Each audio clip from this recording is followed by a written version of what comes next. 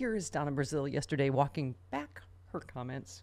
Agree with Elizabeth Warren that the primaries were rigged? I don't think she meant the word rigged, because what I said, George, as you well know, after I left this show back on July 24th, I said I would get to the bottom of everything. And that's what I did. And I called Senator Sanders to say, you know, I wanted to make sure there was no rigging in the process. I'm on the Rules and Bylaws Committee. I found no evidence.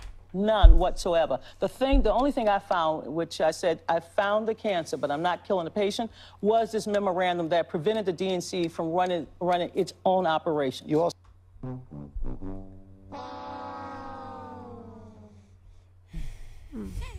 know. And when we found that the money was only for the general and not for the primary, and so we had another big nothing burger, Clinton-related, Clinton version, part 1633. Why, here's Eric Boehlert, who would know nothing about that. We're going jingle-free for post-mass shootings. Hello, Eric. Good morning. Good morning.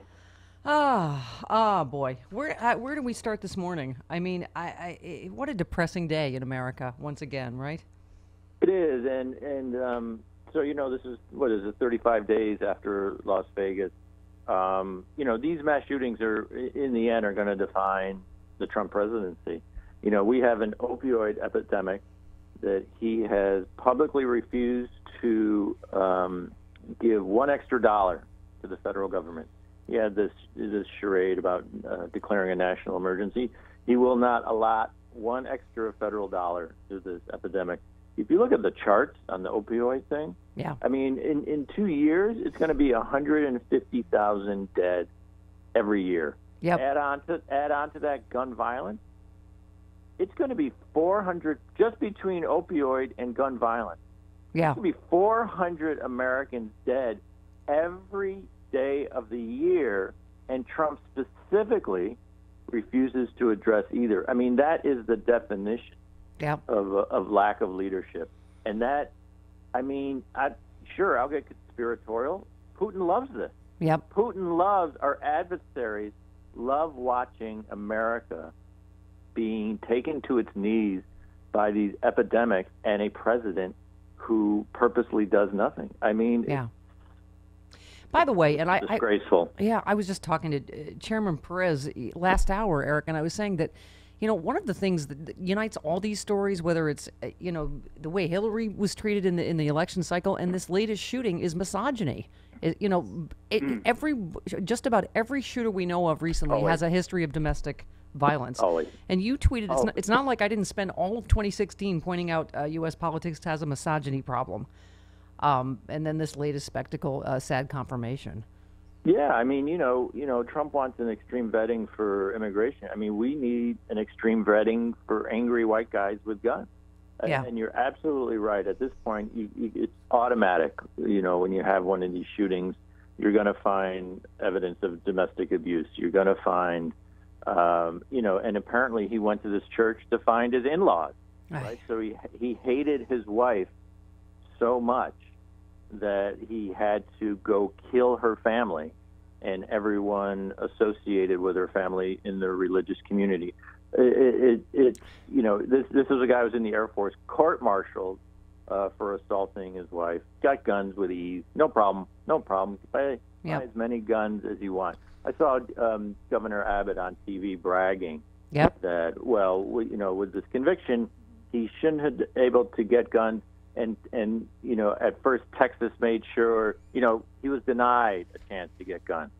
Well, obviously he got an AR-15, right. So it wasn't very difficult. And let's remind everyone, from 1994 to 2004, the AR-15 semi-automatic was illegal in this country because Bill Clinton and the Democrats passed assault rifle ban. Yeah.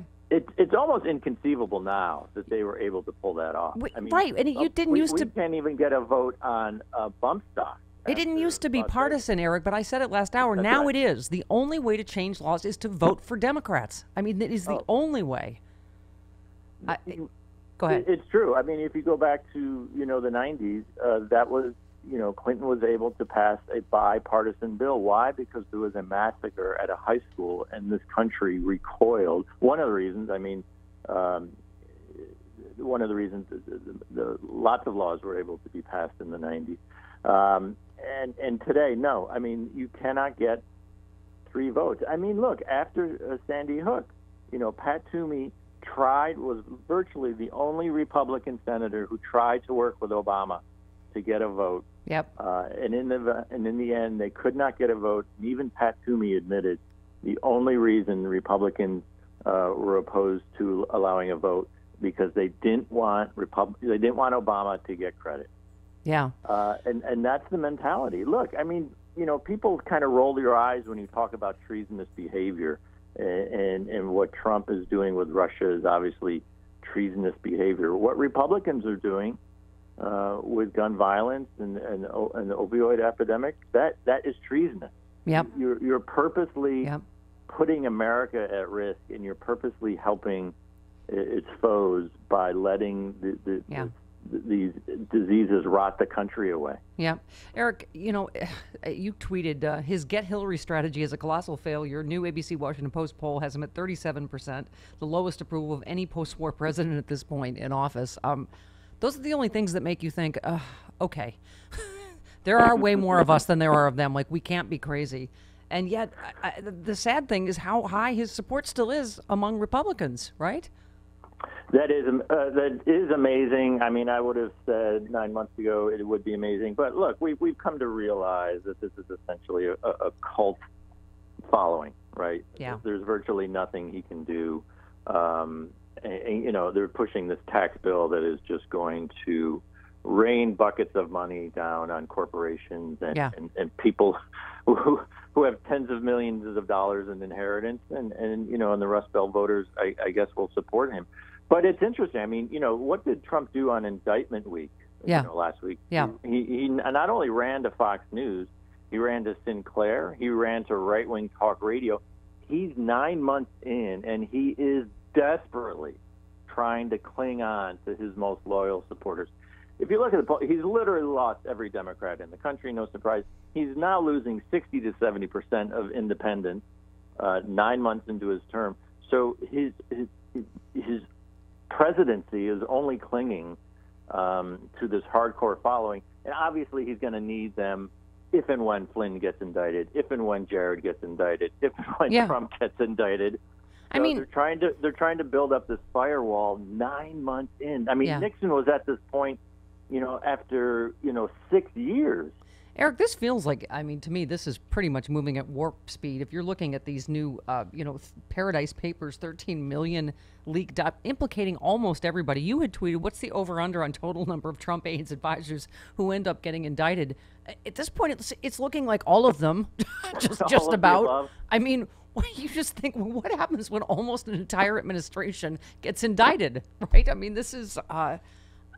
and thank God, and corrupt Hillary's not in. I mean, it's just, it's insane. It is insane, and it's interesting when you go back to Watergate. Dozens of people were indicted. Most of them were indicted for lying to Congress. The only silver lining for Republicans or the White House is Republicans refuse to have any hearings. So no one in the administration is given the opportunity to lie to Congress.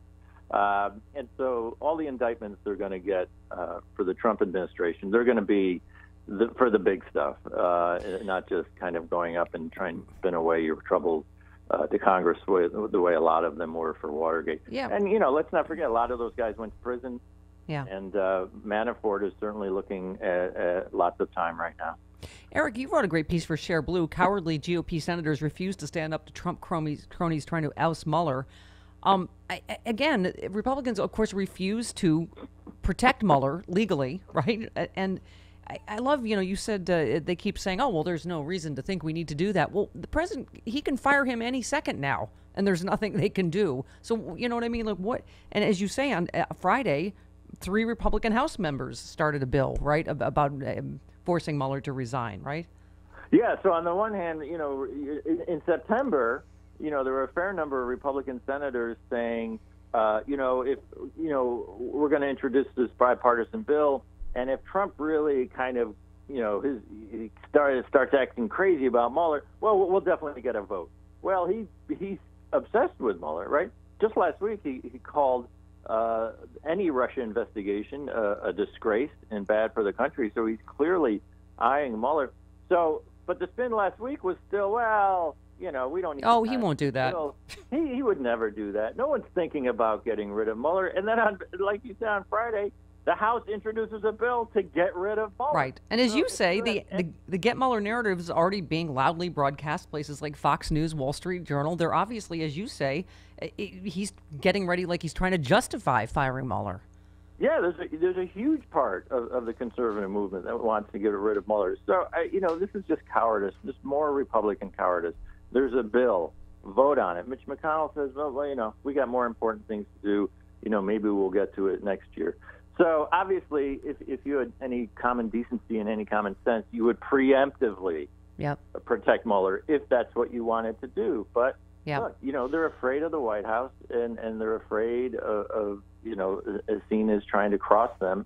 So, yeah, there's absolutely a chance that he will get fired, and the Republicans will have wasted a chance, if they even mean it, of ever protecting him. And finally, Eric, I know we have to go, but I think you summed up the Donna Brazile thing by tweeting, ouch, Larry David has Bernie Sanders on SNL. I'm going to win this thing the Bernie way. If I lose, I'll bring everyone else down with me. Oh, you know, that was interesting because there's been very little chatter about any downside for Sanders in all of this. And that joke indicates on SNL, he could damage his brand going forward. You know, he has this fantastic brand of being this crusading outsider. But everyone is obsessed how this is hurting Hillary and her reputation.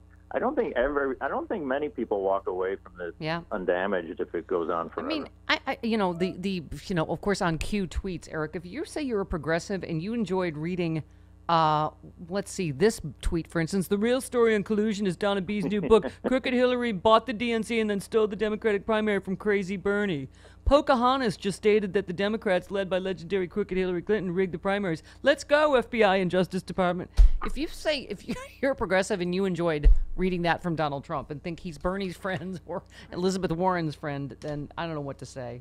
No, I think when Trump started embracing the storyline, I think it immediately kind of took the air out of a lot of it. I don't think there are some, but I don't think there are many Democrats or progressives who want to be seen echoing, you know, Trump tweets.